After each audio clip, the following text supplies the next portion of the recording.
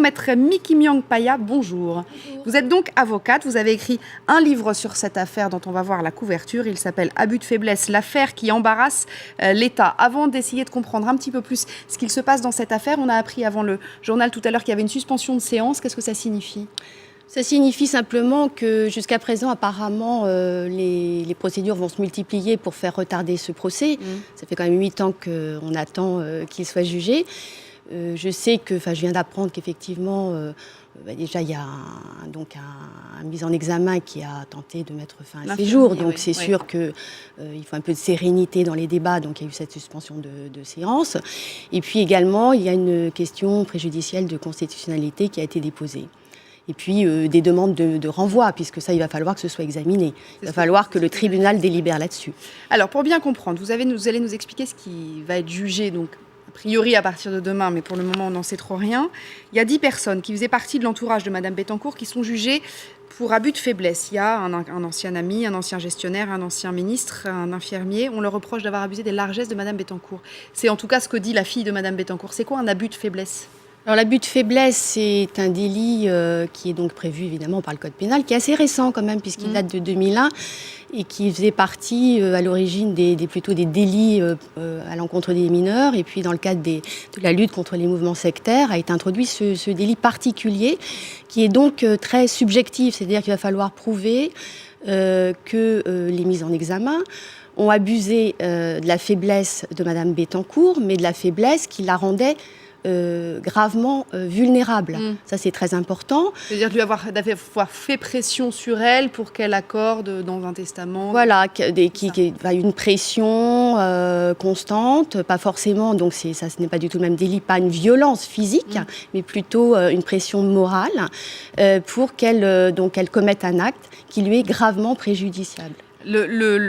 Celui des prévenus dont on parle le plus parce qu'il a une personnalité assez déroutante, c'est François-Marie Bagné. C'est celui qui aurait profité le plus largement des largesses de Madame Bettencourt. Il y a eu beaucoup d'échanges de courriers notamment.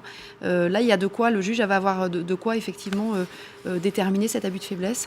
Alors moi, je n'ai pas accès au dossier. J'ai accès que parce que je lis. Simplement, c'est vrai que l'origine de cette affaire part de François-Marie Bagné. Mais en revanche, ce qui est un peu troublant, c'est qu'on lui reproche justement des largesses, mais des largesses avant 2006. Et donc, l'expertise médicale qui est au dossier, qui est donc assez récente, puisque Mme Bettencourt a toujours refusé de se faire expertiser. Elle a donc eu gain de cause, en tout cas, sa fille, Mme Meyer, a pu faire expertiser sa mère. Et l'expertise démontre que l'état de sénilité de Mme Bettencourt remonterait à 2006. Mais donc ça ne tient pas du tout, en fait. Alors, ça Mais je ne sais pas ce qu'il y a d'autre dans le dossier. Non, mais bien sûr, mais ce que je veux dire, c'est qu'effectivement, si les faits qui sont reprochés à M. Bagné sont antérieurs. Alors, il faut effectivement que cet état de faiblesse soit connu ou apparent quand la personne fait faire quelque chose à cette personne qui est vulnérable. Et donc, connu apparent, il faut prouver que aussi elle était très vulnérable, donc souvent corroborée par des expertises médicales. Mais c'est là que va intervenir le témoignage des employés de maison, puisque à l'origine, la plainte a été déposée non pas avec une expertise médicale, non pas d'ailleurs avec les enregistrements qui ont été divulgués. À l'époque, il y avait simplement les témoignages des employés de maison. Notamment de Madame Thibault, qui depuis a été condamnée pour faux témoignage, donc ce qui complique les choses. Elle n'a pas été condamnée, elle est mise en examen pour l'instant.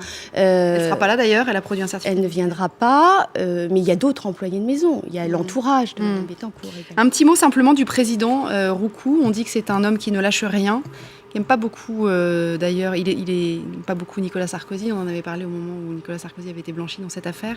On dit qu'il lâche rien et qu'il faut que les prévenus s'attendent à ce que ce soit très très compliqué. Écoutez, l'avenir nous le dira. On a eu la même chose tout au long de cette affaire de Bettencourt. On a eu affaire à l'origine un procureur, donc M. Courroy, qu'on dit d'ailleurs, très ami, il ne l'a jamais caché du président Nicolas Sarkozy.